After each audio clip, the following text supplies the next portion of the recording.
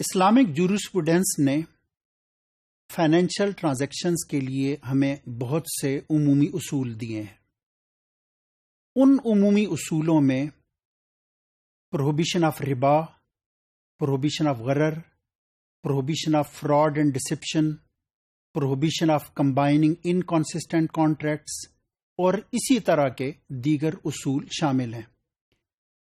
In general principles میں یا کہ عمومی اصولوں میں ایک اہم اصول prohibition of gain without risk and liability for loss ہے۔ نبی کریم صلی اللہ علیہ وسلم کی ایک حدیث ہے۔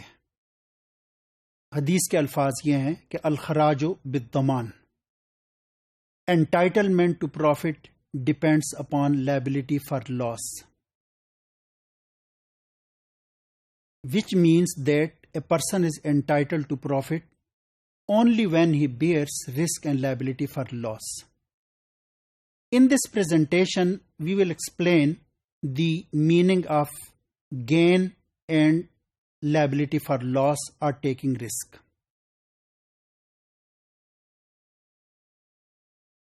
جیسا کہ میں نے عرض کیا ہے کہ نبی کریم صلی اللہ علیہ وسلم نے یہ فرمایا ہے کہ نفع اس کا حق ہے کہ جو کہ نقصان انگیز کرنے یا کہ نقصان برداشت کرنے کے لیے تیار ہو۔ اگر ایک شخص کسی چیز کا رسک لینے کے لیے تیار نہیں ہے، کوئی لائبلٹی لینے کے لیے تیار نہیں ہے، تو اس چیز کا نفع لینے کا اسے کوئی حق حاصل نہیں ہے۔ یہ ایک اور ترجمہ ہے اس حدیث کا کہ پروفٹ ڈیوالوز وتھ لائبلٹی۔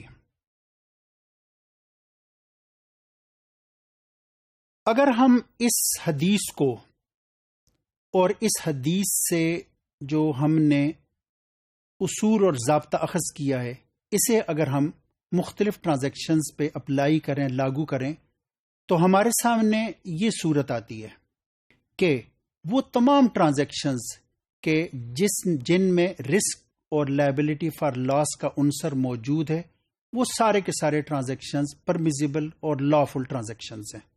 وہ تمام ٹرانزیکشنز کہ جس میں ایک شخص کوئی رسک اور لائبلٹی نہیں لے رہا لیکن اس کے باوجود وہ نفع لینے پہ مصر ہے، تو اس طرح کا ٹرانزیکشن ناجائز ہوگا۔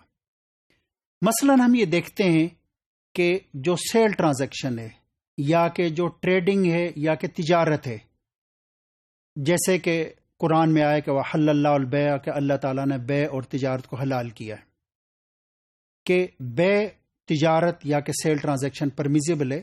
اس کی وجہ یہ ہے کہ سیل ٹرانزیکشن میں جو سیلر یا کہ وینڈر ہے وہ کئی طرح کے رسک اور لائبلٹیز وہ لے رہا ہوتا ہے۔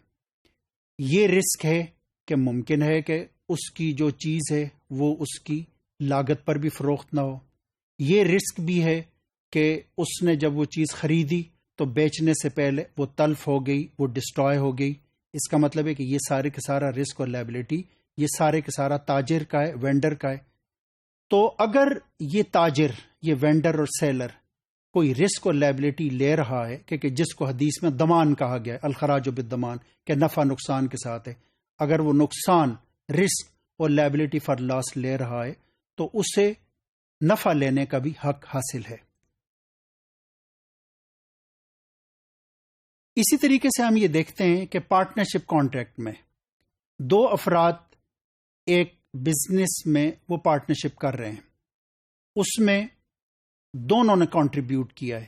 یہ بھی ممکن ہے کہ ایک سلیپنگ پارٹنر ہو، دوسرا ایکٹیو پارٹنر ہو، ایک شخص جو ہے وہ کام باقاعدہ کر رہا ہے، دوسرا جو ہے وہ صرف اس کا جو ہے پیسہ اس کے اندر شامل ہے۔ لیکن بات یہ ہے کہ اس میں یہ امکان موجود ہے کہ پارٹیز کو کسی قسم کا کوئی پروفٹ نہ ہو۔ یہ بھی امکان موجود ہے کہ جو اصل ان کا کنٹریبیوشن ہے اس کا بھی کچھ حصہ جو ہے وہ نقصان میں چلا جائے۔ لیکن اگر پروفٹ ہوتا ہے یا کوئی ان کی اوریجنل اماؤنٹ پہ کوئی انکریز ہوتی ہے تو ہم اسے کہتے ہیں کہ یہ پرمیزیبل ہے۔ اس کی وجہ یہ ہے کہ یہ جو آپ کا پروفٹ ہو رہا ہے وہ اس لاس کے یا کہ اس لائبلٹی کے اگینسٹ میں ہے کہ جو کہ اس کاروبار میں لے رہے ہیں۔ تو ہم اس سے یہ نتیجہ اخذ کر سکتے ہیں کہ جہاں پہ ایک رسک اور لائبلٹی ہوگی تو وہ ٹرانزیکشن ویلڈ ہوگا۔ سودی قرض کے اندر ہم یہ دیکھتے ہیں کہ لینڈر کسی قسم کا رسک اور لائبلٹی وہ نہیں لیتا.